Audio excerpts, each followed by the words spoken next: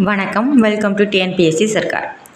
சரி, இப்போ நம்ம குரூப் ஒன்னுக்கு ஒரு ஸ்டடி பிளான் போட்டோமா, ஒரு ஷெடியூல் போட்டோமா. ஸோ அதுபடி ஒரு நாள் நம்ம என்ன படிக்கிறோம், டெவலப்மெண்ட் அட்மினிஸ்ட்ரேஷன் இன் தமிழ்நாடு படிக்கிறோம். சரியா, யூனிட் 5 குரூப் 1 சிலபஸை பொறுத்த வரைக்கும் யூனிட் 5ஐயும் யூனிட் 4 இந்திய அரசியலமைப்பு ரெண்டுத்தையுமே சைமல்டேனியஸாக படிச்சுட்டு வரோம். ஸோ அந்த வகையில் இன்றைக்கி நம்ம பார்க்கக்கூடிய டாபிக் டெவலப்மெண்ட் அட்மினிஸ்ட்ரேஷன் இன் தமிழ்நாடு, தமிழ்நாட்டோட வளர்ச்சி நிர்வாகத்தில் முக்கியமான ஒரு டாபிக். அதாவது தமிழ்நாட்டில் இருக்கக்கூடிய அரசியல் கட்சிகளும் அந்த கட்சிகள் கொண்டு வந்த பல வகையான திட்டங்கள் என்னென்ன கொண்டு வந்தாங்க அப்படிங்கிறத தான் பார்க்க போகிறோம். இது உங்களுக்கு ப்ரிலிம்ஸுக்கு ரொம்ப யூஸ்ஃபுல்லாக இருக்கும், அதை விட மெயின்ஸுக்கு ரொம்ப ரொம்ப யூஸ்ஃபுல்லாக இருக்கும். ஏன்னா நீங்கள் ஸ்கீம்ஸ், தமிழ்நாடோட ஸ்கீம்ஸ் இல்லாமல் மெயின்ஸ் நீங்கள் அட்டென்ட் பண்ணவே முடியாது. ஸோ நீங்கள் நல்லா தெரிஞ்சு வச்சுக்கணும். ப்ளஸ் கட்சிகள் என்னென்ன இருக்குது அப்படிங்கிறதும் தெரிஞ்சு வச்சுக்கணும். குரூப் 1 மெயின்ஸ் ப்ரிலிம்ஸில் கூட ஒரு தடவை கட்சிகளையும் அந்த கட்சிக்கான சின்னங்களையும் பொறுத்து சொல்லியிருந்தாங்க. ஓகேங்களா, தேசிய கட்சிகள்லாம் என்னென்ன இருக்குது, அது மாதிரி மாநில கட்சிகள் என்னென்ன இருக்குது அப்படின்னு தெரிஞ்சுக்கிறது ரொம்பவே அவசியம். ஸோ இன்றைக்கி நம்ம என்னென்ன கட்சிகள் இருக்குது, அந்த கட்சிகள் என்னென்ன ஸ்கீம்ஸ் கொண்டு வந்திருக்காங்க அப்படின்னு சொல்லிட்டு நம்ம பார்ப்போம். ஸோ இதுக்கு நான் உங்களுக்கு கொடுத்துருக்க பிடிஎஃப் பார்த்துட்டிங்கன்னா சுரேஷ் ஐஏஎஸ் அகாடமியோட A3 புக்ஸு, அது ரொம்ப யூஸ்ஃபுல்லாக இருக்குது. முடிஞ்சால் வாங்கிக்கோங்க. ஓகேங்களா, இல்லாட்டி இதிலேருந்து நீங்கள் நோட்ஸும் ப்ரிப்பேர் பண்ணிக்கோங்க. ஸ்கூல் புக்ஸ் வச்சு நோட்ஸ் எல்லாம் நான் ஆல்ரெடி வீடியோவாக போட்டிருக்கேன். ஸோ நம்ம கொஞ்சம் ஸ்கூல் புக்கை தாண்டி படிக்கணும் அப்படிங்கும்போது இந்த மாதிரியான புக்ஸை நீங்கள் பெஸ்ட்டாக சூஸ் பண்ணி படிச்சுக்கிறது ரொம்ப நல்லது, மெயின்ஸ் ஓரியன்டாக படிக்கிறவங்களுக்கு. ஓகேவா. ஸோ ஃபஸ்ட்டு தமிழக அரசியல் கட்சிகள் என்னென்ன இருக்குது அப்படின்னா, இது 3 வகையாக நம்ம பிரிக்கலாம். திராவிட கட்சிகள், காங்கிரஸ் கட்சி, அப்புறம் பிற கட்சி. ஓகேங்களா, காங்கிரஸ் அல்லாத மற்ற கட்சிகள் ஏதாவது வந்திருக்கா அப்படின்னு சொல்லிட்டு. ஏன்னா மெயினாக நமக்கு படிக்க போகிறது அப்படின்னு பார்த்துட்டோம்னா இந்த திராவிட கட்சிகளும் காங்கிரஸ் கட்சிகளும் தான். மற்ற கட்சிகள் ஆதிக்கம் செலுத்தலை தமிழ்நாட்டை பொறுத்த வரைக்கும். ஸோ ஃபஸ்ட்டு திராவிட இயக்க கட்சிகள் அப்படின்னு பார்த்துட்டோன்னா நீதி கட்சி தான் ஆரிஜின். ஸோ இங்கே 1917ன்னு கொடுத்துருக்காங்க. ஆக்சுவலி நீதி கட்சி 1916 நவம்பர் 20 நிறுவியிருப்பாங்க. ஓகேங்களா, யாருன்னா சர்பிட்டி தியாகராயர், அப்புறம் நடேசனார், இவங்கெல்லாம் சேர்ந்து 1916 நவம்பர் 20 தென்னிந்திய சுதந்திர கூட்டமைப்பு அப்படின்னு சொல்லிட்டு ஒன்று நிறுவியிருப்பாங்க. அதுதான் பின்னாடி நீதி கட்சியாக வந்திருக்குமே. ஓகேங்களா, இந்த நீதி கட்சியில் நிறைய விஷயங்கள், அந்த எலெக்ஷனில் 1920 எலெக்ஷன் நடக்கும். 19 ஆண்டகு செம்ஸ் பொது சீர்திருத்தம் கொண்டு வருவாங்க. அதுபடி இரட்டை ஆட்சி ஆகும். இரட்டை ஆட்சி முறையில் எலெக்ஷன் நடக்கும். அந்த எலெக்ஷனில் 1920 காங்கிரஸ் பங்கேற்க மாட்டாங்க. ஸோ நீதி கட்சி வின் பண்ணிடுவாங்க. ஸோ நீதி கட்சி வின் பண்ணிவிட்டு 1920 இருந்து 1937 வரைக்குமே யார் தான் இருப்பாங்கன்னா நீதி கட்சி தான் ஆட்சி பண்ணிகிட்டு இருப்பாங்க. ஸோ காங்கிரஸ் எல்லாமே விடுதலை போராட்டத்தில் முக்கியமாக செயல்பாட்டில் இருக்கிறதுனால அவங்க எலெக்ஷனில் கான்சன்ட்ரேட் பண்ண மாட்டாங்க அதிகமாக. அதுக்கப்புறம் என்ன பண்ணுவாங்க அப்படின்னா 1937 தான் அவங்க எலெக்ஷனுக்கு வருவாங்க. காங்கிரஸ் கட்சி வின் பண்ணிடும். நீதி கட்சி அதுக்கப்புறம் அவங்க வரவே மாட்டாங்க. சரியா, நீதி கட்சி வராது. அதுக்கப்புறம் காங்கிரஸ் தான் ஆட்சி பண்ணிகிட்ருப்பாங்க. ஸோ காங்கிரஸ் கட்சிக்கு அடுத்து யார் வருவாங்கன்னா அந்த திராவிட முக்கியமான இயக்கமான பெரியார் வழியில் வந்த திமுக, திராவிட முன்னேற்றக் கழகம். சரிங்களா. ஸோ அதுக்கப்புறம் அண்ணா திராவிட முன்னேற்றக் கழகம். இந்த 2 கட்சிகளும் தான் மாறி மாறி தமிழ்நாட்டை இப்போ வரைக்கும் ரூல் பண்ணிகிட்டு இருக்காங்க. ஸோ சுயமரியாதை இயக்கம்னு பார்த்தா 1925 பெரியார் ஸ்டார்ட் பண்ணியிருப்பார். காஞ்சிபுரத்தில் நடந்த மாநாட்டில் இந்த இடஒதுக்கீடு பற்றி பேசியிருப்பாங்க. ஸோ அந்த தீர்மானம் கொண்டு வரணும்னு முயற்சி பண்ணியிருப்பார். பட் அது தோல்வி அடைஞ்சதுனால ஸோ அந்த வருஷமே காங்கிரஸ் விட்டு வெளியேறி சுயமரியாதை இயக்கம் அப்படின்னு சொல்லிட்டு ஒன்று ஸ்டார்ட் பண்ணியிருப்பார். ஓகேவா. அதுக்கப்புறம் நீதி கட்சியோட கொள்கைகள் பிடிச்சி போயிடும் அவருக்கு. ஸோ இவர் நீதி கட்சிக்கு போயிட்டு 1944 நீதி கட்சியோட பெயரை திராவிடர் கழகம் அப்படின்னு சொல்லிட்டு மாற்றிடுவார். ஸோ நீதி கட்சியோட எக்ஸிடென்ஸ் தான் திராவிடர் கழகம். இந்த திராவிடர் கழகத்துக்கு அப்புறம் என்ன ஆகும் அப்படின்னா நீதி கட்சி, பழைய நீதி கட்சி ஓரளவுக்கு செயல்பட்டுட்டு வரும். ஓகேங்களா. அதுக்கப்புறமா திராவிடர் கழகத்தில் என்ன திராவிட முன்னேற்ற கழகம் அப்படின்னு சொல்லிட்டு அண்ணாதுரை ஆரம்பிச்சிருப்பார். எப்போனா 1949 செப்டம்பர் 17. ஓகேங்களா. இந்த திராவிட முன்னேற்றக் கழகம் தான் வந்துட்டு மற்ற கட்சிகளுக்கு வந்து ஆரிஜினாக இருந்திருக்கும். ஸோ திராவிட முன்னேற்றக் கழகத்தில் இருந்து வந்தது தான் தமிழ் தேசிய கட்சி. ஸோ இது வந்து ஈவிகே சம்பத் 1952 வந்து ஸ்டார்ட் பண்ணியிருப்பாங்க. அனைத்து இந்திய அண்ணா திராவிட முன்னேற்றக் கழகத்தை வந்து எம்ஜிஆர் வந்து ஸ்டார்ட் பண்ணியிருப்பார். 1972 அக்டோபர் 17 வந்து ஸ்டார்ட் பண்ணியிருப்பார். அப்புறம் மக்கள் திமுக அப்படின்னு சொல்லிட்டு நெடுஞ்செழியன் ஸ்டார்ட் பண்ணியிருப்பார் 1975. தாயக மறுமலர்ச்சி கழகம் வந்து டி ராஜேந்திரன் ஸ்டார்ட் பண்ணியிருப்பார். ஓகேங்களா. ஸோ அதுலேயே இன்னொரு கட்சியாக வந்து மாறியிருப்பார், பெயர் மாற்றம் வந்து பண்ணியிருப்பார். அகில இந்திய லட்சிய திமுக அப்படின்னு சொல்லிட்டு 2004 மாற்றிருப்பார். மறுமலர்ச்சி திராவிட முன்னேற்ற கழகம் வந்துட்டு வைகோ வந்து ஸ்டார்ட் பண்ணியிருப்பார். 1994 வந்து ஸ்டார்ட் பண்ணியிருப்பார். இந்த அனைத்து இந்திய அண்ணா திராவிட முன்னேற்ற கழகம் சொன்னோம் இல்லையா.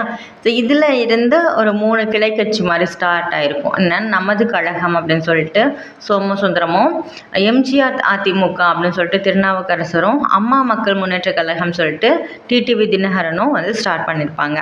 பட் மெயினான மேஜர் கட்சின்னு பார்த்தீங்கன்னா திமுகவும் அண்ணா திமுகவும் தான். ஓகேப்பா. இது எல்லாமே திராவிட கட்சிகள். ஸோ அப்போ காங்கிரஸ் கட்சியோட கிளை கட்சிகள்லாம் என்னென்ன அப்படின்னு சொல்லிட்டு பார்த்தீங்கன்னா நீங்கள் சைடு பாக்ஸ் வந்து பாருங்கள். இந்திய தேசிய காங்கிரஸ் வந்து ஃபஸ்ட்டு எப்போ ஸ்டார்ட் பண்ணியிருப்பாங்கன்னா 1885 ஏஓ ஹியூம் அப்படிங்கிறவர் தான் வந்துட்டு நீங்கள் வந்து இந்த மாதிரி ஒரு கட்சி ஸ்டார்ட் பண்ணுங்கன்னு சொல்லிட்டு படித்த இந்தியர்கள் எல்லாம் வந்துட்டு கூப்பிட்டு அட்வைஸ் பண்ணி அவங்க வந்துட்டு கட்சி வந்து ஸ்டார்ட் பண்ணுவாங்க. அதுக்கப்புறம் சுயராஜ்ய கட்சி ஆரம்பிப்பாங்கன்னா மோதிலால் நேருவும் சிஆர் தாஸும் என்ன பண்ணியிருப்பாங்க, ஏன் நம்ம வந்து எலெக்ஷனில் வந்து பங்கெடுக்கக்கூடாது, எலெக்ஷனில் போட்டிக்கிட்டுட்டே நம்மளோட கோரிக்கைலாம் கேட்கலாமே அப்படின்னு சொல்லிட்டு ஆரம்பிச்சிருப்பாங்க 1922-23. பட் அவங்க வந்து போட்டியிட்டு வின் பண்ணியிருப்பாங்களே தவிர கட்சியை வந்து என்ன சொல்கிறது, ஆட்சியை பிடிச்சிருக்க மாட்டாங்க. ஸோ அவங்க வந்து நீதி கட்சிக்கே வந்துட்டு கொடுத்துருப்பாங்க, நீங்களே இது பண்ணிக்கோங்க அப்படின்னு சொல்லிட்டு. அதுக்கப்புறம் ஃபார்வர்ட் பிளாக், நமக்கு எல்லாருக்கும் பிடிச்ச சுபாஷ் சந்திர போஸ் வந்து ஃபார்வர்ட் பிளாக் அப்படிங்கிற கட்சி வந்து ஆரம்பிச்சிருப்பார். 1939 வந்து ஆரம்பிச்சிருப்பார். அப்புறம் சுதந்திரா கட்சி, இவங்க வந்து ராஜாஜியும் கேஎம் முன்ஷியும் ஆரம்பிச்சிருப்பாங்க 1959. ஸ்தாபன காங்கிரஸ் அப்படிங்கிறத வந்து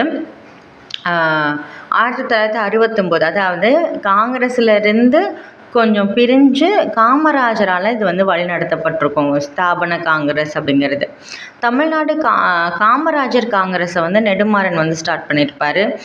காந்தி காமராஜ் தேசிய காங்கிரஸ் அப்படிங்கிறது குமரி ஆனந்தன் ஸ்டார்ட் பண்ணியிருப்பார். இதெல்லாம் வந்து நமக்கு அவ்வளோவா இம்பார்ட்டன்ட் கிடையாது, பட் ஜஸ்ட்டு தெரிஞ்சுக்கோங்க சரியா. தமிழக முன்னேற்ற முன்னணி அப்படின்னு சொல்லிட்டு சிவாஜி கணேசன் சார் வந்து ஸ்டார்ட் பண்ணியிருப்பார். ஓகேங்களா. தமிழ் மாநில காங்கிரஸ் வந்து ஜிகே மூப்பனார் வந்து ஸ்டார்ட் பண்ணியிருப்பார். தமிழ்நாடு மக்கள் காங்கிரஸ் வந்து வாழப்பாடி ராமமூர்த்தியும், காங்கிரஸ் ஜனநாயக பேரவை வந்து ப. சிதம்பரமும் ஸ்டார்ட் பண்ணியிருக்காங்க. ஓகேவா. ஸோ இது போக மற்ற கட்சிகள் என்னென்ன இருக்குது தமிழ்நாட்டை பொறுத்தளவுக்கு அப்படின்னு வந்து பார்த்துட்டோன்னா முக்கியமானது மட்டும் நீங்கள் பார்த்துக்கோங்க. ஓகேங்களா.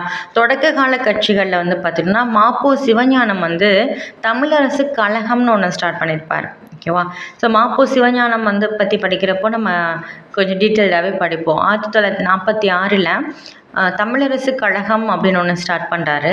அதுக்கப்புறம் மாணிக்கவேலு நாயக்கர் வந்து காமன்வெல்த் கட்சி அப்படின்னு சொல்லிட்டு ஸ்டார்ட் பண்ணியிருக்காரு.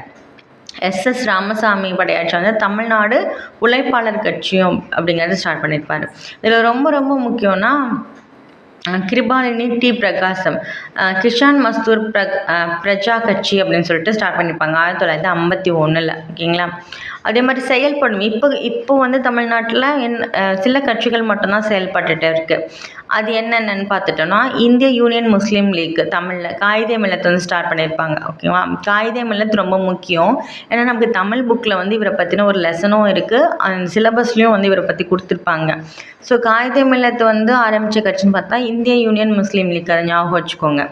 அடுத்து விடுதலை சிறுத்தைகள் கட்சி தொல் திருமாவளவன் வந்து ஸ்டார்ட் பண்ணியிருப்பாங்க 1990 தான் இவர் வந்து இணைஞ்சிருப்பார். பட் விடுதலை சிறுத்தைகள் கட்சி முன்னமே இருந்திருக்கும், 1972 வந்து இருந்திருக்கும்.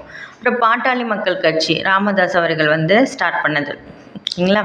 இதுக்கப்புறம் வந்தது தான் வந்துட்டு எல்லாமே மக்கள் முன்னேற்ற கழகம், கொங்கு இளைஞர் பேரவை, புதிய நீதி கட்சி, சமத்துவ மக்கள் கட்சி சரத்குமாரோடது. அதே மாதிரி கார்த்திக் வந்து ஒரு கட்சி ஆரம்பிச்சிருப்பார், அனைத்து இந்திய நாடாளும் மக்கள் கட்சி அப்படின்னு சொல்லிட்டு. சீமானோட நாம் தமிழர் கட்சி.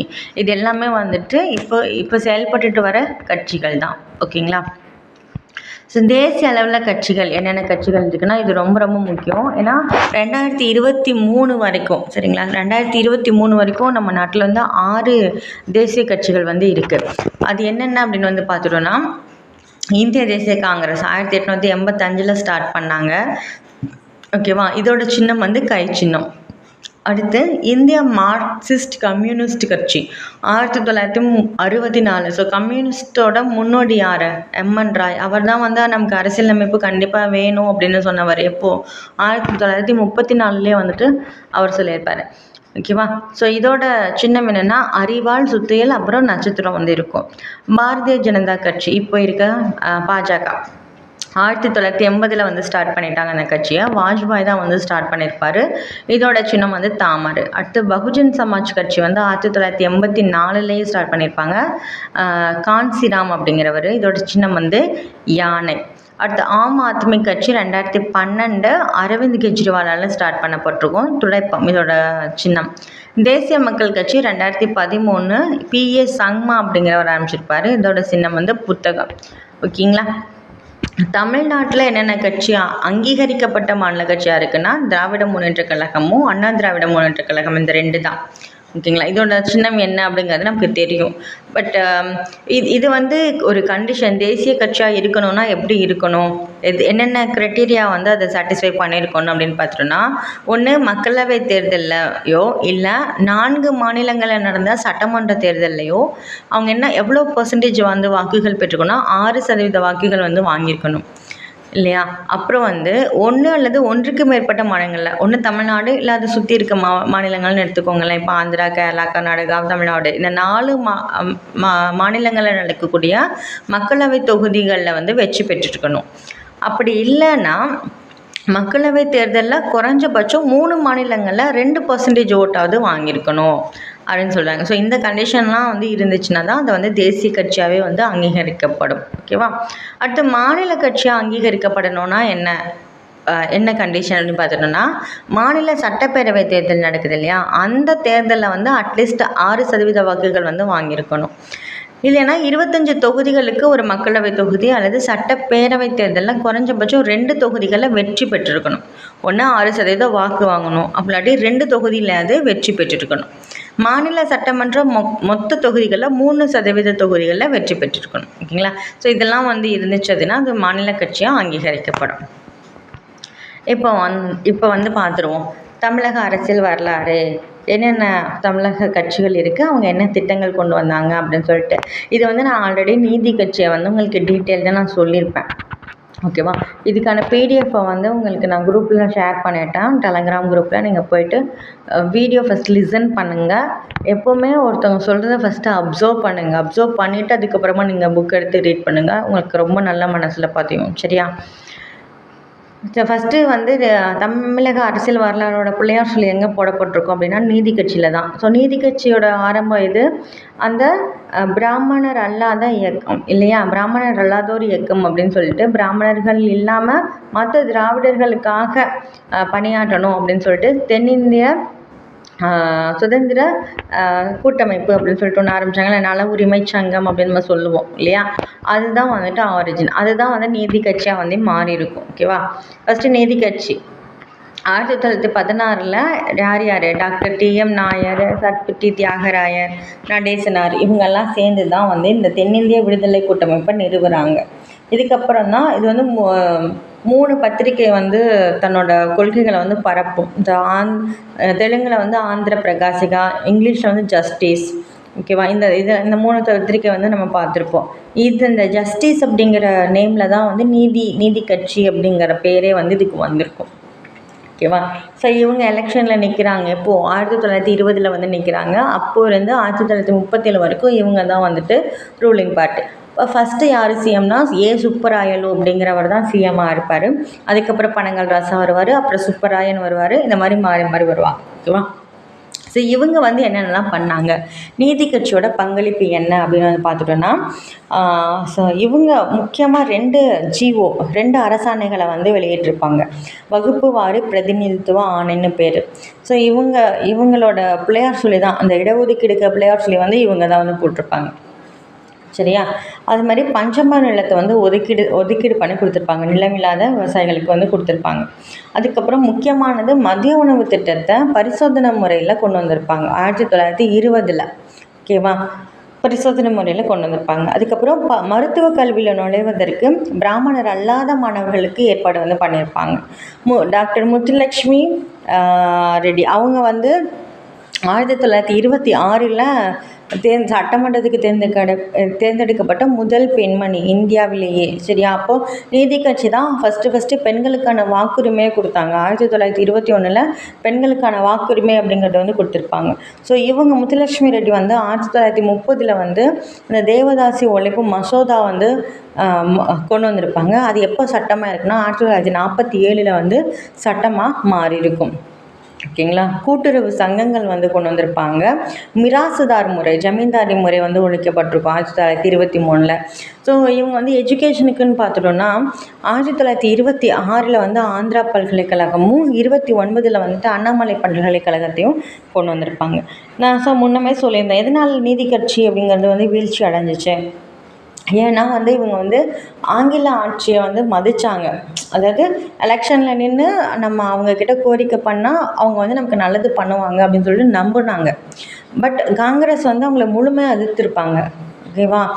ஸோ இதனால் அது மட்டும் இல்லாமல் பெரிய பெரிய தலைவர்கள் காந்தியாக இருக்கட்டும், நேருவாக இருக்கட்டும், வல்லபாய் படேலாக இருக்கட்டும், மோஸ்ட்லி சட்டம் தெரிஞ்ச படித்த இளைஞர்கள் அப்படின்னு வச்சுக்கோங்களேன். எல்லா லாயர்ஸும் வந்துட்டு மோஸ்ட்லி யார் சைடு இருப்பாங்கன்னா காங்கிரஸ் சைடு தான் இருப்பாங்க. ஸோ உங்களுக்கு நான் ஆரம்பத்திலே சொல்லியிருக்கேன், இந்த சவுத் இந்தியன் லிபரல் ஃபெடரேஷன் அதுக்கு முன்னாடிலாம் எப்படி இருக்குன்னா வணிகர்களோட கூட்டமைப்பாக தான் வந்துட்டு சங்கங்கள் வந்து இருந்திருக்குமே. ஓகேவா? ஸோ வணிகர்களுக்கும் வக்கீல்களுக்கும் இருக்கக்கூடிய வித்தியாசம்னு ஒன்று இருக்குல்ல. அது மட்டும் இல்லாமல் மக்கள்கிட்ட அதிகமான செல்வாக்குக்கு வந்து காங்கிரஸ் கட்சி தான் இருந்திருக்கும் அந்த காலகட்டத்தில். ஸோ அதனால் நீதி கட்சி வந்து வீழ்ச்சி அடைஞ்சிருச்சு அப்படின்னே வந்துட்டு சொல்லலாம். இதுக்கடையில் வந்து சுயமரியாதை இயக்கம் வந்துட்டு வரும். ஓகேவா?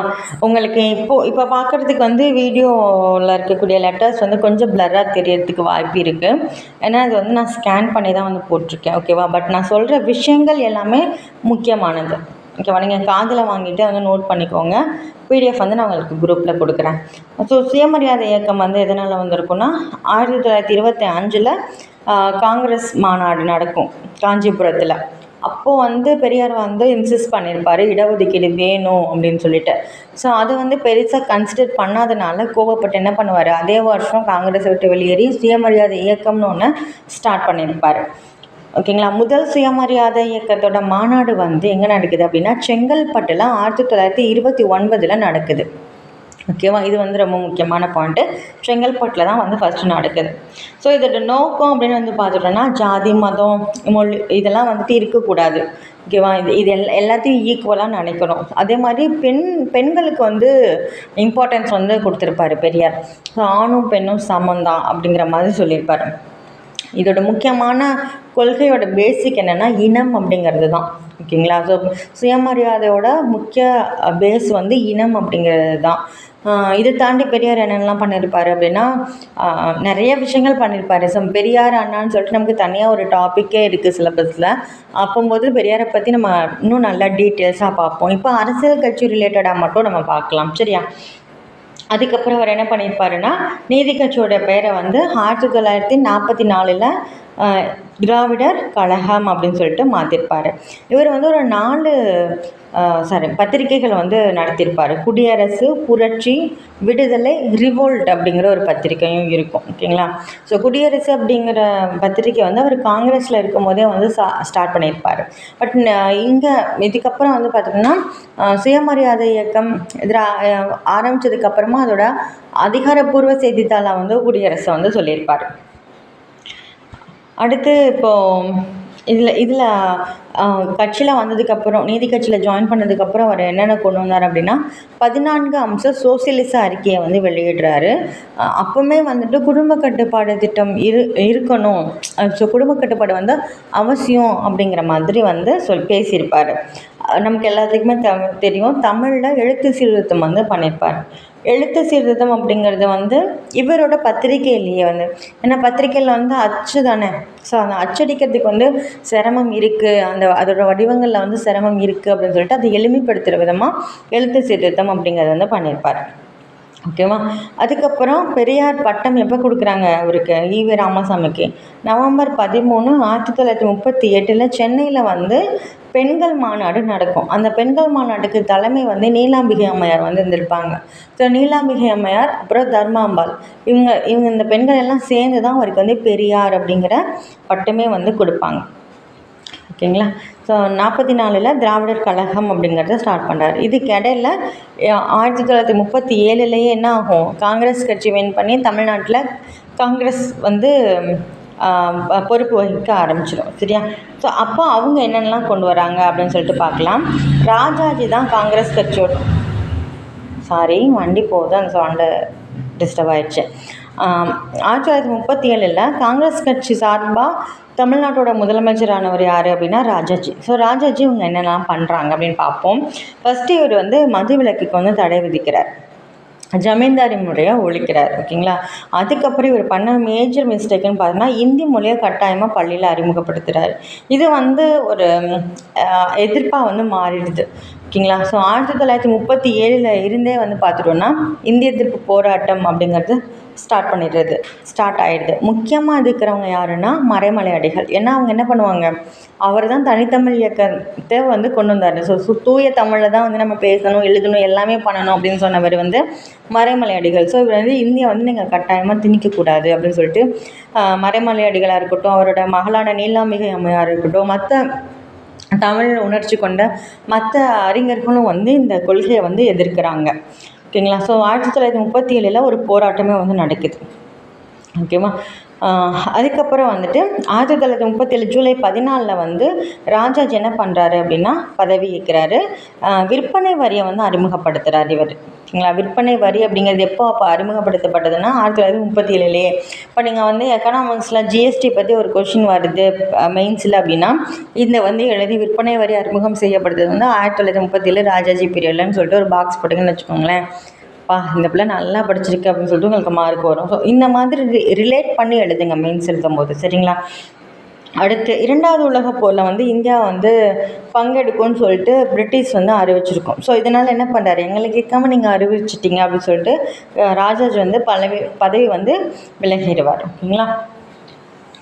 அதுக்கப்புறம் யார் வராங்க அப்படின்னா டி பிரகாசம் வந்து 1946 வராரு. அதுக்கப்புறம் வந்து ஓமந்தூர் ராமசாமி ரெட்டியார் வராரு. ஓகேங்களா? ஸோ இதில் என்ன பண்ணாங்க அப்படின்னு சொல்லிட்டு வந்து பார்க்கலாம். ஓமந்தூர் ராமசாமி ரெட்டியார் தலைமையில் சுதந்திர திருநாள் வந்து கொண்டாடப்பட்டது. ஸோ சுதந்திரம் அடைஞ்ச போது புனித ஜார்ஜ் கோட்டையில் வந்து கொடியேற்றினவர் யார் அப்படின்னா ஓமந்தூர் ராமசாமி தான். ஓகேங்களா? இவர் தான் இந்திய சுதந்திரத்தை கொண்டாடின முதலமைச்சர், தமிழக முதலமைச்சர் வந்து இவர் தான். 1947 மெட்ராஸ் ஆலய நுழைவு சட்டம் அப்படிங்கிறதும் மெட்ராஸ் தேவதாசிகள் சட்டம் அப்படிங்கிறதும் நிறைவேற்றப்படுது. இந்த ஆலய நுழைவுனாலும் சரி, தேவதாசிகள் சட்டம்னாலும் சரி, இதில் பேக் போனாக இருந்தவர் யாருன்னா பெரியார் தான். ஓகேங்களா? 1948 ஜமீன்தாரி முறை வந்து ஒழிக்கப்படுது. அதுக்கப்புறம் வந்தவர் வந்து PS குமாரசாமி ராஜா. ஓகேவா? இவர் என்ன பண்ணுறாரு அப்படின்னா ஒதுக்கப்பட்ட மக்களுக்கு, ஓகேங்களா, ஹரிஜன் நலத்துறை அப்படிங்கிற ஒரு துறையை வந்து செப்பரேட்டாக அமைச்சு தரார். ஓகே, காந்தி கலை மன்றம் அப்படின்னு அழைக்கப்படக்கூடிய கலாச்சார நிறுவனத்தை வந்து தொடங்கிறதுக்காக தன்னோட சொந்த வீட்டையே வந்துட்டு கொடுத்துறாரு. அப்புறம் ராஜபாளையம் மிகப்பெரிய தொழில் நகரமாக வந்து இவரோட காலகட்டத்தில் தான் வந்து உருவாயிருக்கும். குமாரசாமி ராஜா இருக்கக்கூடிய காலகட்டத்தில் தான் உருவாயிருக்கும். அதுக்கப்புறம் மறுபடியும் வந்து ராஜாஜி வராரு. ஓகேங்களா? தமிழகத்தில் இந்திய அரசியலமைப்பு சட்டப்படி, ஓகேவா, இந்திய அரசியலமைப்பு சட்டப்படி நம்ம இந்தியா குடியரசு ஆனதுக்கப்புறம் ஒரு எலெக்ஷன் வந்து நடந்திருக்கும். ஸோ அந்த எலெக்ஷன் படி மறுபடியும் யார் சிஎம் ஆகுறாங்கன்னா ராஜாஜி தான் வந்து ஆகிறாரு. ஓகேங்களா? ஸோ 1953 அக்டோபர் 1 முதல் மொழிவாரி மாநிலமாக ஆந்திரா மாநிலம் உதயமாகுது இவரோட பீரியடில். ஸோ அப்போ வந்து மொழிவாரி மாநிலங்கள் வந்து பிரிப்பாங்க. ஓகேங்களா? ஃபஸ்ட்டு தார் கமிட்டி வந்து அமைப்பாங்க. இதுக்கு முன்னாடி வந்து நிறைய கமிட்டி வந்திருக்கும். ஓகேவா. நிறைய 2 கமிட்டி வந்து போட்டிருப்பாங்க. அந்த 2 கமிட்டியுமே வந்து மொழிவாரிய மாநிலங்கள் வந்து பிரிக்கிறதுக்கு சாத்தியக்கூறு இல்லை அப்படின்னு சொல்லிட்டு அறிக்கை வந்து கொடுத்துருப்பாங்க. ஸோ தேர்டாக வந்து ஒரு கமிட்டி தான் வந்துட்டு இல்லை, மொழிவாரி மாநிலங்கள் அமைக்கலாம், பட் ஒரு மொழி ஒரு மாநிலம்னு அமைக்கக்கூடாது. மேஜர் பீப்புள்ஸ் வந்து என்ன பேசுகிறாங்களோ அந்த அந்த அந்த மொழிக்கான மாநிலத்தை வந்து நம்ம அமைக்கலாம் அப்படிங்கிற மாதிரி பிரிச்சுருப்பாங்க. அப்படி பிரிஞ்ச முதல் மாநிலம் தான் ஆந்திரா மாநிலம் 1953 ஞாபகம் வச்சுக்கோங்க. ஆந்திரா கேசரி கேசரி அப்படின்னா வந்துட்டு மராத்திய மொழியில் சிங்கம் அப்படின்னு சொல்லிட்டு அர்த்தமா. ஸோ ஆந்திர கேசரி அப்படின்னு அழைக்கப்பட்ட டி பிரகாசம் தான் ஆந்திரா மாநிலத்தோட முதலமைச்சராக பதவியேற்றார். இந்த டி பிரகாசம் இதுக்கு முன்னாடி பார்த்தோமா, எப்போ பார்த்தோம், ராஜாஜிக்கு முன்னாடி தமிழ்நாட்டு, அதாவது பிரிக்கப்படாத சென்னை மாகாணம்னு வச்சுக்கோங்களேன். அப்போ யார் அங்கே சிஎம்மாக இருந்தாங்க அப்படின்னா டி பிரகாசம் தான். அவர் வந்து ஆந்திராவை பிரித்ததுக்கப்புறம் ஆந்திர மாநிலத்துக்கான முதலமைச்சராக ஆகிடுவார். ஓகேங்களா. அதுக்கப்புறம் குலக்கல்வி திட்டத்தை அறிமுகப்படுத்துகிறார் ராஜாஜி 1953. ஸோ இதுவுக்கும் வந்து பெரிய எதிர்ப்பு வருது. முக்கியமாக அதை எதிர்த்து வந்து பெரியார். எதுக்கு குலக்கல்வி? அப்போ அவன் ஜாதி வாரியாக என்ன வேலை பார்க்குறானோ அதைத்தான் அவன் வந்து அவனோட பரம்பரையை பார்க்கணுமா, அவனுக்கு அடுத்து வர தலைமுறையும் அதே வேலையை தான் பார்க்கணுமா அப்படிங்கிற மாதிரி கோவப்பட்டு குலக்கல்வி திட்டம் வேண்டாம் அப்படின்னு சொல்லிட்டு போராட்டம் வந்து நடத்துவாங்க. ஸோ இவர் வந்து பதவியை வந்து ராஜினாமா பண்ணிடுவார் ராஜாஜி. அதுக்கப்புறம் காங்கிரஸுக்கு வரவர் தான் காமராஜர். ஓகேங்களா. ஸோ இவர் வந்தோடனே ஃபஸ்ட்டு சைன் பண்ணது என்னென்னா குலக்கல்வி திட்டத்தை கேன்சல் பண்ணியிருப்பார். ஸோ அதனால் பெரியார் வந்து இவரை வந்து என்ன சொல்லியிருப்பார்னா பச்சை தமிழன் அப்படின்னு வந்துட்டு சொல்லியிருப்பார். ஓகேங்களா. 1955 எட்டயபுரத்தில் இலவச மதிய உணவு திட்டத்தை ஆரம்பிக்கிறாரு. ஸோ ஃபஸ்ட்டு மதிய உணவு திட்டம் யார் கொண்டு வந்தால் நீதி கட்சி 1920 வந்து ஸ்டார்ட் பண்ணியிருப்பாங்க. ஓகேங்களா. ஆனால் சோதனை முறையில் தான் வந்து ஸ்டார்ட் பண்ணியிருப்பாங்களே. அதை வந்து அந்த திட்டத்தை வந்து விரிவாக்கம் பண்ணியிருக்க மாட்டாங்க. பட் இவர் என்ன பண்ணுறாருன்னா அந்த திட்டத்தை விரிவாக்கம் பண்ணி தமிழ்நாடு ஃபுல்லாகவே வந்து கொண்டு வந்திருப்பார். ஓகேவா. 1955 சென்னை குத்தகை சாகுபடியாளர்கள் பாதுகாப்பு சட்டம் அப்படிங்கிறத கொண்டு வராங்க. அதே மாதிரி விவசாய வருமான வரி சட்டம் 1955 கொண்டு வராங்க. தமிழ் மொழியை ஆட்சி மொழியாக்குனவரே வந்து காமராஜர் தான் 1956. ரொம்ப ரொம்ப ரொம்ப முக்கியமான பாயிண்ட். நிறைய சட்டங்கள் வந்து இவர் கொண்டு வந்திருக்காரு. என்ன பாருங்கள், சென்னை குத்தகை சாகுபடியாளர்கள் சட்டம், அதுக்கப்புறம் தொழிலாளர் கூலி நிர்ணய சட்டம் 1958 கொண்டு வந்திருக்காங்க. அப்புறம் தமிழ்நாடு பஞ்சாயத்து திட்டம் சரி 1958 இயற்றப்பட்டிருக்கு. சென்னை நில சீர்திருத்த சட்டம் ரொம்ப ரொம்ப ரொம்ப முக்கியம் 1961 காமராஜர் பீரியடில் தான் வந்திருக்கு. சரிங்களா. நிலம் வச்சிருக்கிறவங்களோட உச்சவரம் வந்து நீங்கள் மேக்ஸிமம் 30 ஏக்கர்ஸ் வரைக்கும் வச்சுக்கலாம். அதுக்கு மேலே யாருக்கிட்டையும் இருக்கக்கூடாது அப்படின்னு சொல்லிட்டு அதிகமாக இருக்கக்கூடிய நிலங்களெல்லாம் கையகப்படுத்தி ஏழை விவசாயிகளுக்கு வந்து பகிர்ந்து கொடுத்தாங்க. ஓகேவா. இதை வந்து முன்னாடி யார் பண்ணியிருப்பாங்க? ஸோ இதுக்கு ஃபஸ்ட்டு போட நான் வீடியோவில் நான் சொல்லியிருப்பேன். செங்கல்பட்டு மாவட்ட ஆட்சியராக இருந்த திரிமன்கிரே அப்படிங்கிற ஒருத்தர், சரியா, ஆங்கிலேயருக்கான கலெக்டர். அவர் தான் வந்துட்டு 12 லட்சம் ஏக்கர் நிலங்களை வந்து ஏழை விவசாயிகளுக்கு பிரித்து கொடுத்துருப்பாரு. அதை வந்து பஞ்சமர் நிலம் அப்படின்னு சொல்லியிருப்பாங்க. இதெல்லாம் நம்ம போன வீடியோவில் சொன்னோம். சரியா. அதே மாதிரி இங்கே தமிழ்நாட்டில் சுதந்திரம் அடைஞ்சதுக்கு அப்புறமா இந்த மாதிரி நில சீர்திருத்தம் அப்படிங்கிறது யார் மூலிமா வந்திருக்குன்னா காமராஜர் பீரியடில் தான் 1961 வந்திருக்கு. அதே வருஷம் 1961 பிப்ரவரி 24 அரசாங்க கடித போக்குவரத்தில் மெட்ராஸ் ஸ்டேட் அப்படின்னு இருந்ததை வந்து எப்படி மாற்றிருப்பாங்கன்னா தமிழ்நாடு அப்படின்னு மாற்றிருப்பாங்க. அது வந்து கடித போக்குவரத்தில் மட்டும்தான். ஆனால் மாநிலத்தோட பெயர் மாற்றம் வந்து அண்ணா பீரியடில் தான் நடந்திருக்கும் 1969. ஓகேவா. 2க்கும் வித்தியாசம் இருக்குது, ஞாபகம் வச்சுக்கோங்க. அதுக்கப்புறமா 1963 காங்கிரஸ் கட்சியை பலப்படுத்துறதுக்காக இவர் காமராஜர் திட்டம் திட்டம் அப்படின்னு சொல்லுவாங்க, அதை அறிமுகப்படுத்திட்டு தன்னோட பதவியிலேருந்து இறங்கிறாரு. கட்சி பொறுப்பை ஏற்றுட்டு கட்சியில் இருக்கக்கூடியவங்களை பலப்படுத்தணும் அப்படிங்கிற மாதிரி ஒரு நல்ல லீடராக வந்து இவர் வந்து இருக்கிறார். ஓகேவா. அதனால தான் இவர் வந்து நம்ம கிங் மேக்கர் அப்படின்னு வந்து சொல்கிறோம், தலைவர்களை உருவாக்குபவர் அப்படின்னு சொல்லிட்டு சொல்கிறோம். அதுக்கப்புறம் பக்தவத்சலம். சரிங்களா. காமராஜுக்கு பின்னாடி தமிழ்நாட்டோட முதலமைச்சர் ஆனவர் யார் அப்படின்னா பக்தவத்சலம். 1965 வந்து தமிழ்நாடு சிறு தொழில் கழகம் நிறுவனத்துக்கு காரணமாக இருந்தவர் இவர் தான். காங்கிரஸ் கட்சியோட கடைசி தமிழக முதலமைச்சரும் பக்தவட்சலன் தான். அதுக்கப்புறம் காங்கிரஸ் கட்சி வரல, டிஎம்கே திமுகவும் அதிமுகவும் தான் மாறி மாறி இப்போ வரைக்கும் வந்துட்டுருக்காங்க. சரியா?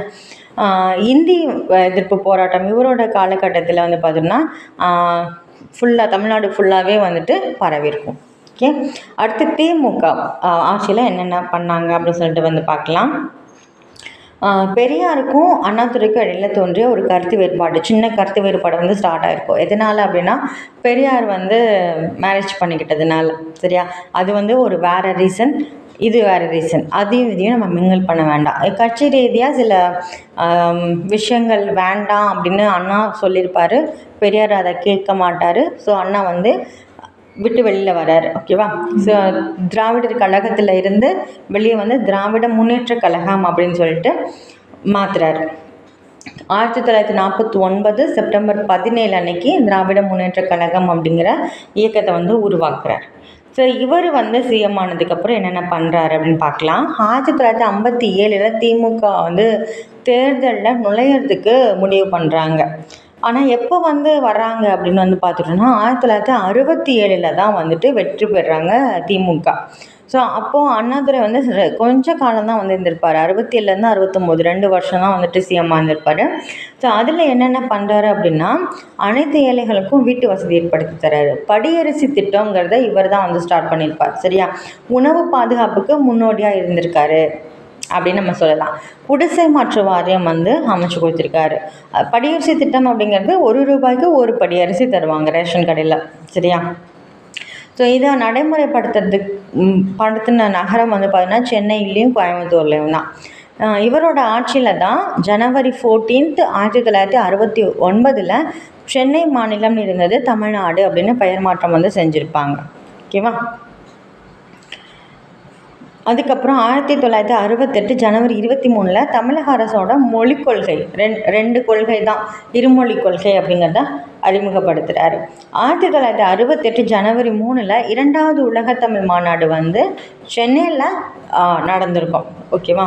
ஸோ உலகத்தமிழ் மாநாடு எம்ஜிஆர் பீரியட்லேயும் ஒன்று நடந்திருக்கும். நான் சொல்கிறேன், 1968 ஜனவரி 3 2வது உலகத்தமிழ் மாநாடு அப்படிங்கிறது நடந்திருக்கும். அதுக்கப்புறம் சுயமரியாதை திருமண பாதுகாப்பு சட்டம் கொண்டு வந்தார். அதை வந்து அங்கீகாரம் பண்ணார். சுயமரியாதை திருமணங்களுக்கான ஒரு அங்கீகாரம் தான் இது. 1968 ஜனவரி 20. ஓகேங்களா? அதுக்கப்புறம் அண்ணா வந்து இறந்து போயிருப்பார். 1969 இறந்துருப்பார். அவருக்கு அப்புறம் நாவலர் நெடுஞ்செழியன் வந்து தற்காலிக முதல்வராக பணியமர்த்தப்பட்டிருப்பார்.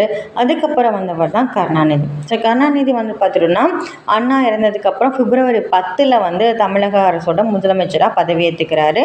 1971 ஜனவரி 31 அன்னைக்கு இவரோட ஆட்சி வந்து கலைக்கப்பட்டிருக்கும். ஓகேங்களா? 2 தடவை வந்து கவர்னர் ஆட்சி வந்து நடந்திருக்கும். அது என்ன அப்படின்னு சொல்லிட்டு பார்க்கலாம். கருணாநிதி அவர்களோட ஆட்சி காலம்னு பார்த்துட்டோன்னா 69 71 வரைக்கும். ஓகேவா? அதுக்கப்புறம் 71 74 வரைக்கும் முதலமைச்சராக இருக்கார். அப்புறம் 89 91 வரைக்கும்.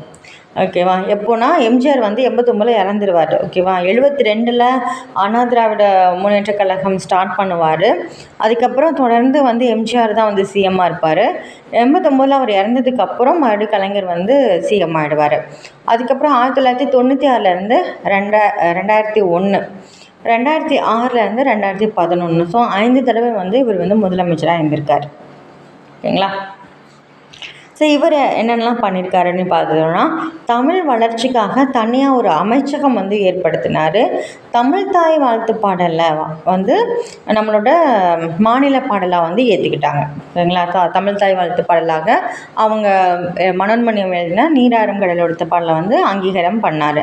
தமிழ்நாடு அரசு போக்குவரத்து கழகம்னு பெயர் மாற்றம் பண்ணி, இதுக்கு முன்னாடி ஸ்டேட் எக்ஸ்பிரஸ் அப்படின்னு இருந்திருக்கும். அது வந்து தமிழில் வந்து பெயர் மாற்றம் பண்ணியிருப்பார், தமிழ்நாடு அரசு போக்குவரத்து கழகம் அப்படின்னு சொல்லிட்டு. 1969 வந்து தமிழ்நாடு வேளாண்மை தொழிலாளர் நியாய ஊதிய சட்டம் அப்படிங்கிறத ஏற்றார். அது மாதிரி பிச்சைக்காரர் மறுவாழ்வு திட்டம் 1970 வந்து தொடங்கப்பட்டிருக்கும். உலக தமிழ் ஆராய்ச்சி நிறுவனம் 1970 ஸ்டார்ட் பண்ணியிருப்பார். அதே மாதிரி கண்ணொளி வழங்கும் திட்டம் கண்களை வந்து பாதுகாக்கிறதுக்காக கண்ணொளி வழங்கும் திட்டம் 1971, இலவச சைக்கிள் ரிக்ஷா வழங்கக்கூடிய திட்டம் 73 ஸ்டார்ட் பண்ணியிருப்பாங்க. ஊனமுற்றோர் மறுவாழ்வு திட்டம் 74 வந்து ஸ்டார்ட் பண்ணியிருப்பாங்க. அனாதை சிறுவர் மற்றும் மகளிர் மறுவாழ்வு திட்டம் வந்து 75 வந்து ஸ்டார்ட் பண்ணியிருப்பாங்க. இவங்க பீரியடில் நிறைய திட்டங்கள் வந்து வந்திருக்கும். 1969 அக்டோபர் 2 அன்னைக்கு மத்திய மாநில அரசுகளுக்கு இடையான, இது ரொம்ப ரொம்ப முக்கியமான பாயிண்ட் சரியா, நீதிபதி PV ராஜமன்னார் தலைமையில் ஒரு குழு வந்து அமைச்சிருப்பாங்க. ஓகேவா. ஸோ தமிழ்நாடு மூலயமா அமைக்கப்பட்ட ஒரு குழு தான் ராஜமன்னார் கமிட்டி அப்படிங்கிறது, மத்திய மாநில உறவுகளை ஆராய்ச்சி பண்ணுறதுக்காக சரியா. அதுக்கப்புறம் 1974 ஏப்ரல் 20 மாநில சுயாட்சி கோரக்கூடிய தீர்மானத்தை வந்து நிறைவேற்றிருப்பாங்க. 1989 முத்துலட்சுமி ரெட்டி மகப்பேறு உதவி திட்டம் அப்படிங்கிறத ஆரம்பிக்கிறாங்க பெண்களுக்கு. ஓகேவா. மக்கள் நலனுக்காக குடிநீர் வடிகால் வாரியம், குடிசை மாற்று வாரியம் இதெல்லாம் உருவாக்கியிருப்பாங்க. 1989 வந்து பார்த்தீங்கன்னா பெண்களுக்கு சொத்துரிமை வழங்கக்கூடிய சட்டம் அப்படிங்கிறது இயற்றப்பட்டிருக்கும். 1993 வந்து நாடாளுமன்ற உறுப்பினராக இருந்த வைகோ ஓகேங்களா, அவர் வந்து கட்சியில் விட்டு நீக்கியிருப்பாங்க. ஓகேங்களா. ஸோ ஃபஸ்ட்டு எம்ஜிஆர் வந்து வெளியே வந்ததுனால ஒரு பிளவு வந்திருக்கும் கட்சியில். அதுக்கப்புறம் 93 வைகோ வந்து நீக்கப்பட்டதுனால ஒரு பிளவு அப்படிங்கிறது வந்திருக்கும்.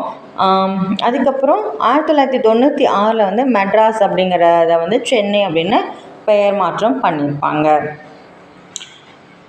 அதுக்கப்புறம் 99 தமிழகத்தோட முதல் உழவர் சந்தை வந்து மதுரையில் ஸ்டார்ட் பண்ணியிருப்பாங்க சரியா. இப்போ வரைக்கும் வந்து உழவர்களுக்குன்னு நிறைய விஷயங்கள் வந்து தமிழ்நாடு கவர்மெண்ட் வந்து பண்ணிகிட்ருக்காங்க. ஸோ அப்படியே வந்து கலைஞர் இருக்கும் போதே இந்த உழவர் சந்தை அப்படிங்கிற திட்டமும் வந்திருக்கும். ஃபஸ்ட்டு எங்கே ஸ்டார்ட் பண்ணுறாங்கன்னா மதுரையில் தான் வந்து ஸ்டார்ட் பண்ணுறாங்க.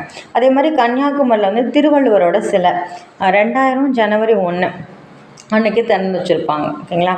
அதுக்கப்புறம் 2 ரூபாய்க்கு 1 கிலோ அரிசி வழங்க, எப்படி வந்து அண்ணா வந்து 1 ரூபாய்க்கு 1 படி அரிசின்னு சொல்லிட்டு படியரிசி திட்டத்தை கொண்டு வந்தாரோ அதே மாதிரி இவரும் வந்துட்டு 2 ரூபாய்க்கு 1 கிலோ அரிசி அப்படின்னு சொல்லிட்டு திட்டத்தை வந்து கொண்டு வந்திருப்பார். காமராஜரோட பிறந்த நாளை கல்வி வளர்ச்சி நாளாக அறிவித்தது வந்து கலைஞர் தான். ஸோ கல்வி வளர்ச்சி நாள் எப்போனா ஜூலை 15. ஓகேவா. 2006 டிசம்பர் 30 இவர் வந்து வருமுன் காப்போம் திட்டம் அப்படிங்கிறத ஸ்டார்ட் பண்ணியிருப்பாங்க. 2006 அது வந்து ஃபுல் பாடி ஹெல்த் செக்கப் மாதிரி, நோய் வர்றதுக்கு முன்னாடியே வந்து நம்மளை தற்காத்துக்கணும் அப்படின்னு சொல்லிட்டு கொண்டு வந்திருப்பாங்க. அப்புறம் இலவச எரிவாயு அடுப்பு 2007 கொண்டு வந்திருப்பாங்க. அப்புறம் முக்கியமானது வந்து என்னென்னா பொறியியல் கல்லூரிக்கும் மருத்துவக் கல்லூரிக்கும் வந்து நுழைவுத் தேர்வு வந்து இருந்திருக்கும். அதை வந்து ரத்து பண்ணிவிட்டு வந்து கவுன்சிலிங் மூலயமா வந்து நீங்கள் வந்து கவர்மெண்ட்டில் அட்மிஷன் வந்து வாங்கிக்கலாம் காலேஜில் அப்படின்னு சொல்லிட்டு நுழைவுத் தேர்வு வந்து ரத்து பண்ணியிருப்பாங்க. ஓகேங்களா. அடுத்து 2007 ஜனவரி 1 முதல் தமிழ்நாட்டில் மதிப்பு கூட்டு வரி அப்படிங்கிறது என்ன சொல்கிறது அறிமுகம் செய்யப்பட்டது. ஓகேவா. மதிப்பு கூட்டு வரி வந்து அறிமுகம். ஸோ விற்பனை வரியை வந்து அறிமுகம் பண்ணது யாருன்னா ராஜாஜி. மதிப்பு கூட்டு வரியை வந்து எப்போ கொண்டு வந்தாங்கன்னா கலைஞர் பீரியடில் கொண்டு வந்திருக்காங்க. அப்புறம் 108 ஆம்புலன்ஸ் சேவை இவர் பீரியடில் தான். நமக்கு நாமே திட்டம் 1998. அதே மாதிரி அனைத்து கிராம அண்ணா மறுமலர்ச்சி திட்டம் 2009. இது எல்லாமே வந்து இவரோட பீரியடில் தான். ஓகேவா. அடுத்து புதுசா சட்டமன்ற வளாகம் 2010 வந்து ஓப்பன் பண்ணி வச்சுருப்பார். தமிழ்நாடு சமச்சீர் பள்ளி கல்வி முறை, இப்போ இருக்கக்கூடிய சமச்சீர் கல்வி முறை வந்து கலைஞர் பீரியடில் கொண்டு வந்தது தான் 2010. ஸோ நம்ம ஓல்டு புக்கு நியூ புக்குன்னெலாம் நம்ம வந்து தமிழுக்கு படிக்கிறோம்ல. ஸோ இந்த ஓல்டு புக் அப்படிங்கிறது எதுனா ஃபஸ்ட்டு கொண்டு வந்தாங்கள்ல சமச்சீர் கல்வின்னு சொல்லிட்டு 2010. அது மூலயமா 2012 வந்து நமக்கு ஸ்கூலில் வந்து புக்ஸ் வந்து சமச்சீர் கல்வி புக்ஸ் வந்து கொடுத்துருப்பாங்க. ஸோ அந்த புக்ஸ் வந்து நீங்கள் ரீட் பண்ணணும். ஓகேங்களா. அதுதான் வந்து ஆக்சுவலி ஓல்டு புக். ஓகேவா. அடுத்து எம்ஜிஆர். ஸோ எம்ஜிஆர் வந்து நிறைய பண்ணியிருப்பார், நிறைய திட்டங்களை வந்து அறிமுகம் பண்ணியிருப்பார். என்னென்ன திட்டம் அப்படின்னு சொல்லிட்டு நம்ம பார்க்கலாம். எம்ஜிஆர் வந்து 1973 முதலாக திண்டுக்கல் பாராளுமன்ற தொகுதி இடைத்தேர்தல் வந்து நடந்திருக்கும். அந்த தொகுதியில் வந்து வெற்றி பெறும். ஸோ எம்ஜிஆர் வந்து எப்பப்போ வந்து உறுப்பினராக இருந்தார் அப்படின்னு சொல்லிட்டு பார்த்துக்கலாம். 1962 சட்ட மேலவை உறுப்பினராக வந்து இருந்திருப்பார். 1967 வந்து பரங்கிமலை தொகுதியில் வெற்றி பெற்று சட்டமன்ற உறுப்பினராக ஆயிருப்பார். 72 தான் எப்போ திமுக விட்டு வெளியேறாரு. அக்டோபர் 13 வெளியேறாரு. அக்டோபர் 17 வந்து அதிமுகவை வந்து ஸ்டார்ட் பண்ணுறாரு. 77 87 வரைக்கும் இவர் தான் தமிழ்நாடோட முதலமைச்சராக இருக்கார். ஓகேவா? ஸோ இவர் என்னென்னலாம் பண்ணியிருக்காருன்னு பார்த்தோன்னா 78 தமிழ்நாட்டில் வந்து 10 + 2 + 3 அதாவது 10th அப்புறம் 11th 12th அதுக்கப்புறம் 3 வருஷம் காலேஜ். ஓகேவா? இந்த கல்வி முறையை வந்து அமலுக்கு கொண்டு வராரு. ஸோ சென்னையில் அண்ணா பல்கலைக்கழகம் வந்து துவங்கப்படுது. 1980 பரம்பரையாக இருந்த கிராம கர்ணம் அப்படின்னு சொல்லுவாங்க ஒரு பதவி. அந்த பதவி யாருன்னா எப்படின்னா இப்போ யார் கர்ணமாக இருக்காங்களோ, அதாவது கிராம நிர்வாகியாக இருக்காங்களோ, இப்போ நம்ம விஏஓன்னு சொல்கிறோம்ல, அதுதான் வந்து கர்ணம். அந்த காலத்தில் அந்த கர்ணம் அவர் வந்து இறந்துட்டாருன்னா அவரோட வாரிசு தான் அடுத்த கர்ணமாக இருப்பார். ஸோ இந்த மாதிரி பரம்பரையாக அந்த பதவி வந்து இருக்கக்கூடாது அப்படின்னு சொல்லிட்டு அதை வந்து நீக்கியிருப்பாங்க. ஸோ கர்ணம்ங்கிற பதவி வந்து ஒழிக்கப்பட்டு கிராம நிர்வாக அதிகாரி அப்படின்னு சொல்லிட்டு எக்ஸாம்ஸ் மூலிமா அதை வந்து ஃபில் பண்ணுங்க அப்படிங்கிற மாதிரி சொல்லியிருப்பார்.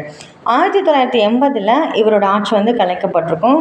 குடியரசுத் தலைவரோட ஆட்சி வந்து அமல்படுத்தப்பட்டிருக்கும். அதுக்கப்புறம் வந்து பார்த்துட்டோன்னா மதுரையில் 5வது உலகத்தமிழ் மாநாடு வந்து நடந்திருக்கும். சரியா? 2வது உலகத்தமிழ் மாநாடு வந்து அண்ணா பீரியடில் நடந்திருக்கும். 5வது உலகத்தமிழ் மாநாடு வந்து எம்ஜிஆர் பீரியடில் நடந்திருக்கும். சரியா?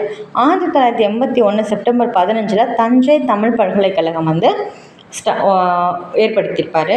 கோவையில் வந்து பாரதியார் பல்கலைக்கழகம், கொடைக்கானலில் வந்து அன்னை தெரசா மகளிர் பல்கலைக்கழகம் இதெல்லாம் வந்து தொடங்கப்பட்டிருக்கும். ஸோ மதிய உணவு திட்டம் காமராஜர் வந்து கொண்டு வந்திருப்பார். இலவச சத்துணவு திட்டம் வந்துட்டு எம்ஜிஆர் கொண்டு வந்திருப்பார் 1982. ஞாபகம் வச்சுக்கோங்க. அதுக்கப்புறம் கல்பாக்கம் அணுமின் நிலையத்தோட முதல் பிரிவை வந்து 1983 ஸ்டார்ட் பண்ணியிருப்பாங்க. விவசாயிகளுக்கு இலவச மின்சாரம் வழங்கக்கூடிய திட்டமும் எம்ஜிஆர் தான் வந்து ஸ்டார்ட் பண்ணியிருப்பார். ஸோ 1987 எம்ஜிஆர் வந்து இறந்து போயிடுவார். அதுக்கப்புறம் யார் வருவாங்கன்னா அவங்களுக்கு வந்து டிஎம்கேவும் ஜெயலலிதாவும் அம்மாவும் மாறி மாறி வந்து வருவாங்க. சரிங்களா? ஸோ அதுக்கப்புறமா ஜானகி ராமச்சந்திரன் தற்காலிகமாக சிஎம்மாக வந்து இருப்பாங்க. ஸோ தமிழ்நாட்டோட முதல் பெண் முதலமைச்சர் யார் அப்படின்னா ஜானகி ராமச்சந்திரன் தான். அதுக்கப்புறம் செல்வி ஜெயலலிதா அம்மா. 1991 ஜூன் 24 அன்னைக்கு இவங்க வந்து தமிழக முதல்வராக பதவியேற்றுக்கிறாங்க. முதலாக தமிழகத்தில் மதுக்கடைகளை மூடுவதற்கான உத்தரவில் கையெழுத்து போட்டாங்க. சரியா? மதுக்கடையே இருக்கக்கூடாது அப்படின்னு சொல்லிட்டு ஃபஸ்ட்டு சைன் பண்ணுறாங்க. அது மாதிரி அனைத்து மகளிர் காவல் நிலையம் தொடங்கப்படுது. பெண்களுக்காக தனி காவல் நிலையம் கொண்டு வந்தது வந்து ஜெயலலிதா அம்மா பீரியடில் தான் 1992. அப்புறம் தொட்டில் குழந்தை திட்டமும் அதே வருஷம் வந்து ஸ்டார்ட் பண்ணியிருப்பாங்க. பெண் குழந்தைகள் வந்து அதிகமாக இறந்து போகிறாங்க அதை வந்து பாதுகாக்க மாட்டாங்க. பெண் குழந்தைனாவே தூக்கி போட்டு போயிடறாங்க குப்பை தொட்டியில். ஸோ இதை வந்து ப்ரிவென்ட் பண்ணும் அப்படிங்கிறதுக்காக தொட்டில் குழந்தை திட்டம் அப்படிங்கிறத 1992 ஸ்டார்ட் பண்ணுறாங்க. அடுத்து இல்மண்டல் கமிஷன் பரிந்துரை வந்து அமலுக்கு கொண்டு வந்திருக்கும். 8வது உலகத்தமிழ் மாநாடு வந்து தஞ்சாவூரில் நடந்திருக்கும் ஜெயலலிதா அம்மா பீரியடில் 1995. ஓகேங்களா? அடுத்து வந்து பார்த்தோம்னா இதுக்கடையில் வந்து டான்சி நில வழக்கில் வந்து ஜெயலலிதா அம்மாவுக்கு வந்து 3 வருஷம் தண்டனை வந்து கொடுத்துருப்பாங்க. அப்போது வந்து பன்னீர்செல்வம் சாரை வந்துட்டு தமிழக முதலமைச்சராக போட்டிருப்பாங்க. அதுக்கப்புறம் இந்த டான்சி வழக்கு அப்படிங்கிறத ரத்து பண்ணியிருப்பாங்க. 2001 ரத்து பண்ணியிருப்பாங்க. மறுபடியும் ஜெயலலிதா அம்மாவே வந்து சிஎம் ஆகிருப்பார்.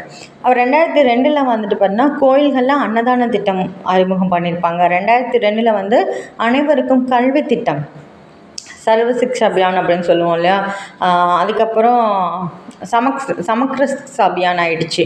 இப்போது இந்த எஸ்எஸ்ஏ வந்து எத்தனையாவது சட்ட திருத்தம் அப்படின்னு வந்து கீழே வந்து கமெண்ட் பண்ணுங்கள். சரி? அனைவருக்கும் கல்வி திட்டம் அப்படிங்கிறது தமிழ்நாடு ஓப்பன் யூனிவர்சிட்டி 2002 தான் வந்து தொடங்கியிருப்பாங்க. ஓகேங்களா? 2004 வந்து கூடுதல் டிஜிபி விஜயகுமார் தலைமையிலான அதிரடி படையினர் தான் பட்டுப்பூச்சிக்கூடு ஆப்ரேஷன் அப்படின்னு சொல்லிட்டு வீரப்பனை வந்து பிடிச்சிருப்பாங்க.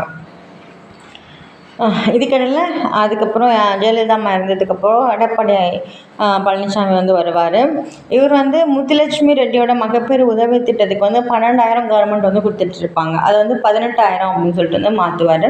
ஸோ வேறு எதுவும் முக்கியமானதாக வந்து இல்லை இவர்கிட்ட.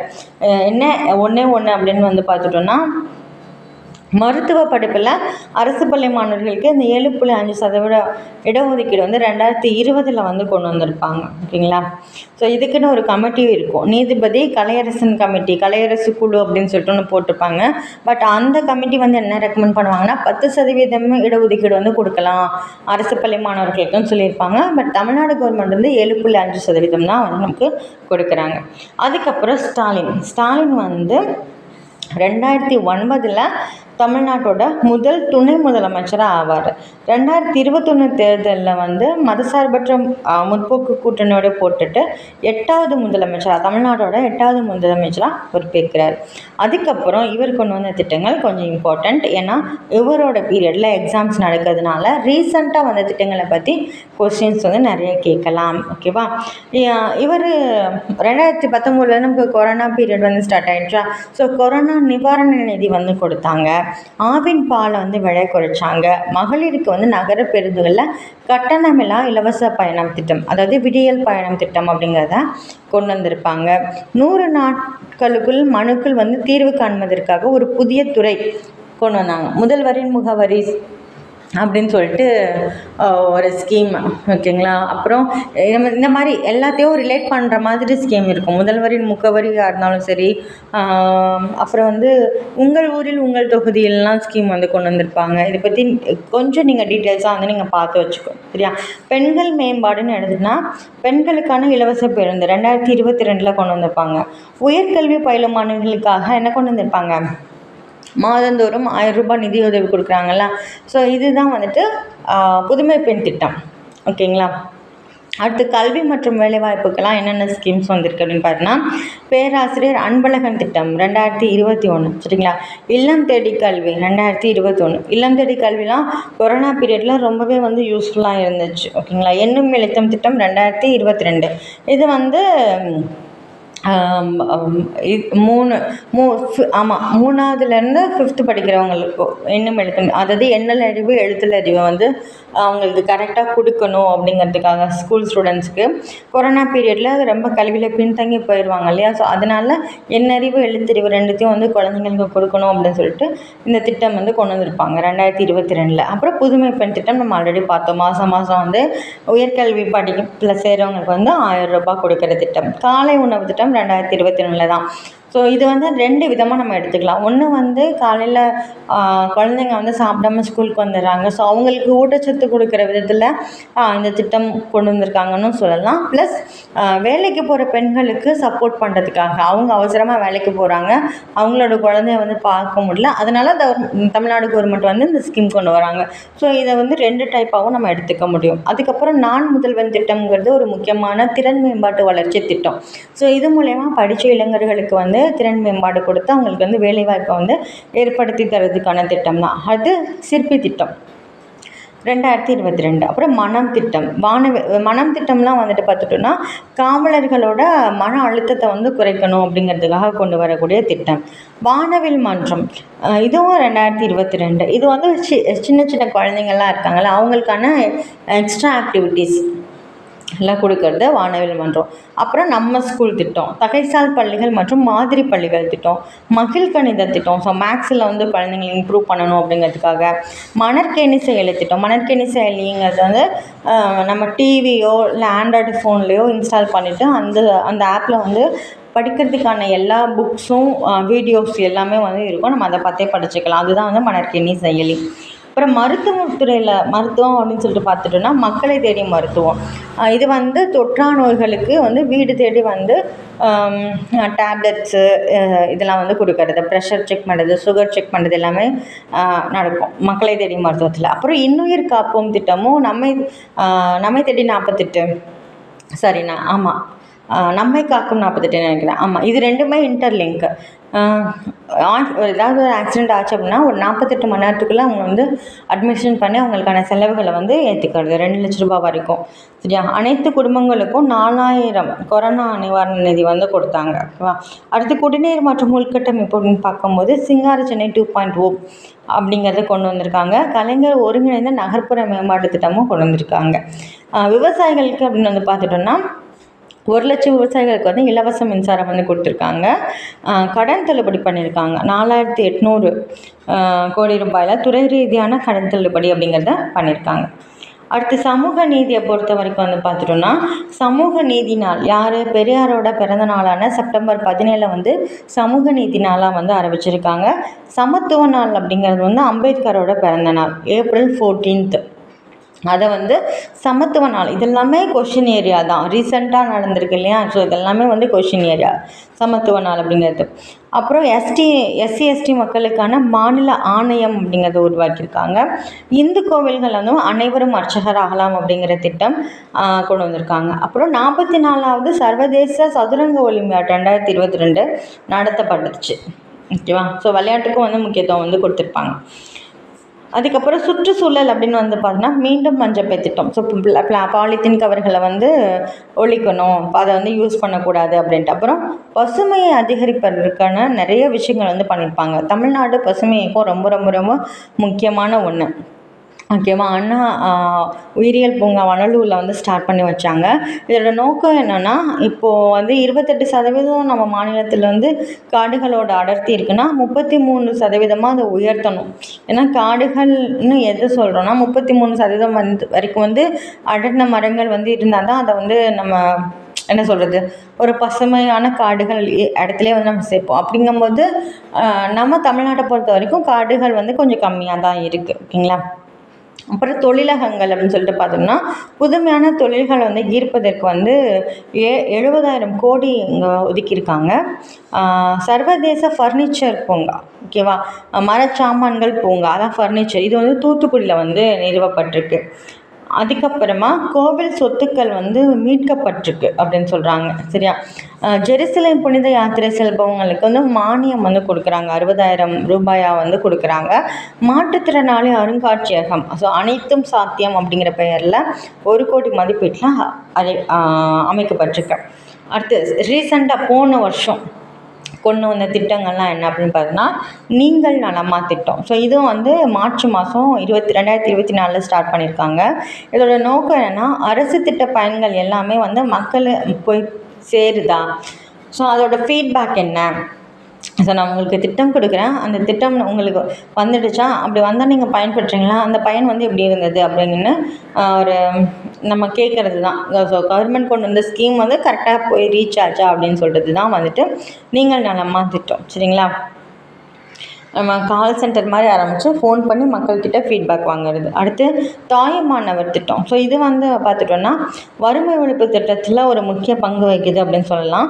தமிழ்நாடு ஃபுல்லாக ஒரு 5 லட்சம் குடும்பங்களை வந்து தேர்ந்தெடுத்து அந்த குடும்பங்களுக்கு எல்லா வகையான உதவியும் செய்கிறது தான் இந்த தாயுமானவர் திட்டம்.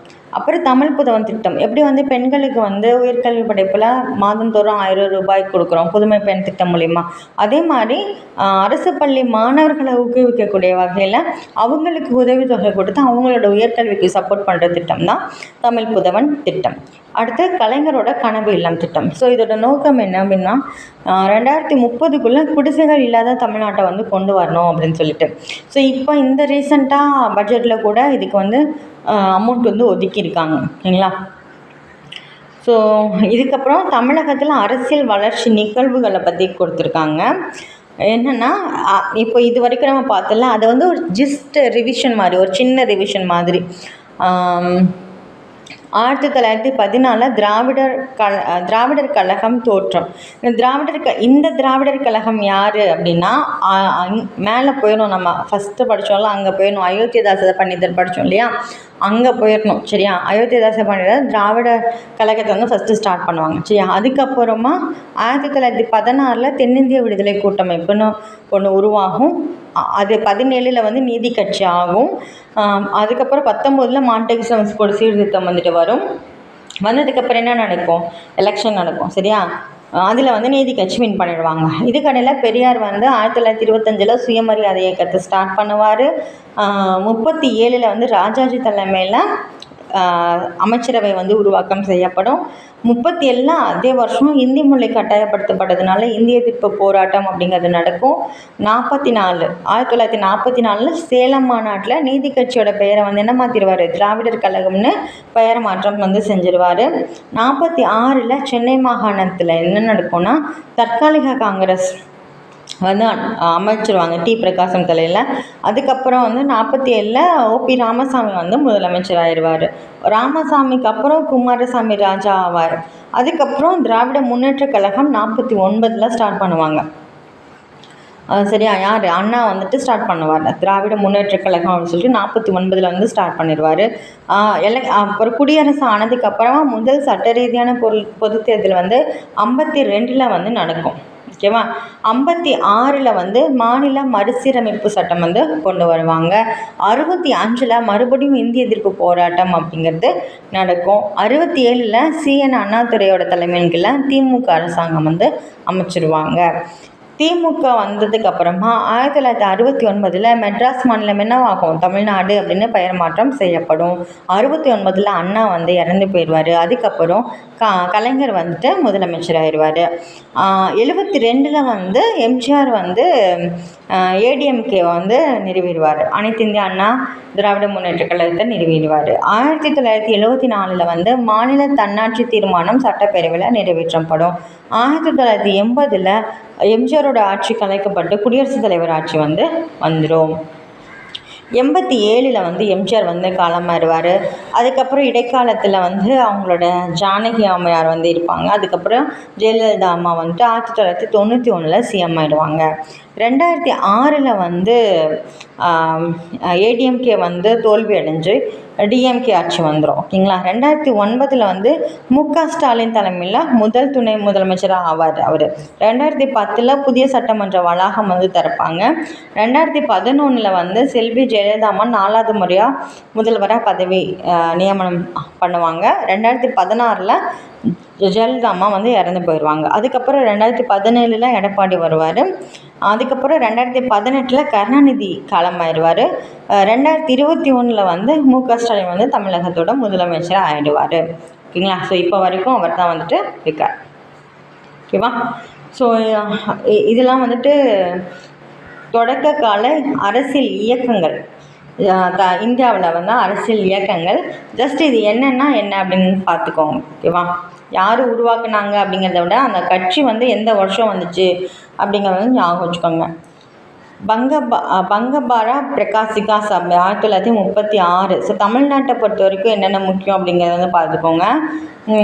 வங்காள நிலக்கிழார் சங்கம் 1836 ஆரம்பிச்சிருப்பாங்க. பிரிட்டிஷ் இந்திய சங்கம் 1843 இங்கிலாந்தில் வந்து ஆரம்பிச்சிருப்பாங்க பிரிட்டிஷ் இந்திய சங்கம். பிரிட்டிஷ் இந்திய கழகம் வந்து 1951 ஆரம்பிச்சிருப்பாங்க. பம்பாய் சுதேசி இயக்கம் 1952. ஓகேங்களா. கிழக்கிந்திய கழகம் 1966. யார் ஸ்டார்ட் பண்ணாங்கன்னா தாதாபாய் நவ்ரோஜி வந்து லண்டனில் ஸ்டார்ட் பண்ணியிருப்பாங்க கிழக்கிந்திய கழகம் அப்படின்னு சொல்லிட்டு. ரொம்ப ரொம்ப முக்கியம். பூனா சர்வஜனிக் சபா 1870 எம்ஜி ரானடே வந்து ஸ்டார்ட் பண்ணியிருப்பாங்க. இந்தியன் லீக் 1875 சிசிர்குமார் கோஸ் வந்து ஸ்டார்ட் பண்ணியிருப்பாங்க. இந்திய தேசிய கழகம் 1876 ஸ்டார்ட். பம்பாய் பிரசிடென்சி கழகம் ஓகேங்களா 1883. அப்புறம் சுயராஜ்ய கட்சி நமக்கு தெரியும், சிஆர் தாஸும் மோதிலால் நேருமும் 1922-23 ஸ்டார்ட் பண்ணியிருப்பாங்க. ஓகேங்களா. சுதந்திர உழைப்பாளர் கட்சி அம்பேத்கர் ஸ்டார்ட் பண்ணது ரொம்ப முக்கியம். 1936 சுதந்திர உழைப்பாளர் கட்சி அப்படிங்கிறத ஸ்டார்ட் பண்ணியிருப்பார். புரட்சிகர சமதர்ம கட்சி 40 வந்து ஸ்டார்ட் பண்ணியிருப்பாங்க. அனைத்து இந்திய பட்டியலின கூட்டமைப்பு வந்து அம்பேத்கர் 2 விஷயம் வந்து பண்ணியிருப்பார். ஒன்று வந்து அனைத்து இந்திய பட்டியலின கூட்டமைப்பு 1942. அப்புறம் வந்துட்டு சுதந்திர உழைப்பாளர் கட்சி, இது 2. ஓகேங்களா. அடுத்து முற்போக்கு கட்சி ஃபார்வர்ட் பிளாக்னு சொல்கிறோம், அதெல்லாம் தமிழில் முற்போக்கு அப்படி சொல்லி கொடுத்துருக்காங்க. ஃபார்வர்ட் பிளாக் வந்து சுபாஷ் சந்திர போஸ் 1939. ஸோ இது வரைக்கும் நம்ம என்னென்ன பார்த்துருக்கோம் அப்படின்னா தேசிய கட்சினா என்ன, மாநில கட்சினா என்ன, மாநில கட்சியில் எத்தனை கிளை கட்சிகள் இருக்குது, காங்கிரஸ் கட்சியில் எத்தனை கிளை கட்சிகள் வந்தது, எது யார் எப்போ ஆரம்பித்தது பார்த்துட்டோம். ப்ளஸ் யாரோட தலைமையில் அரசாங்கம் நடக்கும்போது அவங்க என்னென்ன ஸ்கீம்ஸ் எல்லாம் கொண்டு வந்தாங்க, இப்போ ரீசெண்டாக என்ன ஸ்கீம் இருக்குது அப்படிங்கிறது வரைக்கும் நம்ம எல்லாமே பார்த்தாச்சு. ஸோ இந்த வீடியோ வந்து கண்டிப்பாக யூஸ்ஃபுல்லாக தான் இருக்கும். நீங்கள் என்னென்னா கொஞ்சம் பொறுமையாக உட்காந்து நோட்ஸ் கையில் எழுதி படிக்கணும். நீங்கள் எழுதினா மட்டும்தான் மனசில் நிற்கும். ஸோ நீங்கள் கொஞ்சம் கான்சன்ட்ரேட் பண்ணி படிங்க. ஓகேவா? ஸோ நெக்ஸ்ட்டு வீடியோவில் பாலிட்டி வந்து நம்ம பார்ப்போம். அதுக்கான வீடியோ உங்களுக்கு நாளைக்கு வரும். தேங்க்யூ. நாளைக்கு பார்க்கலாம்.